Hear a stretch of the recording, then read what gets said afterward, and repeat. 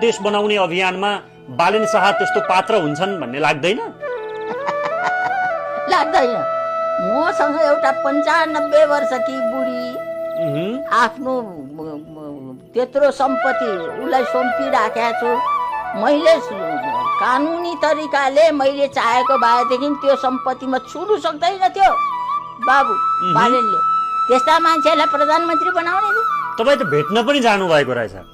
भेट्न मात्रै गएको, एक घन्टामा त्यसको कर्मचारीहरूलाई संसार पठाइरहन्थे। म यहाँ बसिरहेको छु, मलाई एकचोटि भेट्नु भनेर। बालेनको अफिसमा गएर कति घन्टा कुर्नुभयो? 5 घन्टा। 95 वर्षकी बुढी 5 घन्टाको बसे। न पानी खानु दिन्छ न।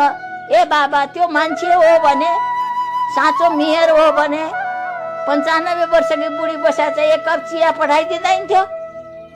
पानी खान्छ कि बुढीहरूलाई लगिदे भन्दैन थियो? मान्छे छ त्यसमा। बालेन्द्र शाहमा सामान्य मानवता पनि छैन। भने त्यो बालेनले त भन्न त परै जाओस्, कुरा सुन्न पनि तयार भएन। भेट पनि भएन। भित्रबाट निस्केर यसो मलाई हेर त फुत्त हिँड्यो। तर मैले केही भनेको छुइनँ बाबु, आजै भनिरहेको छु।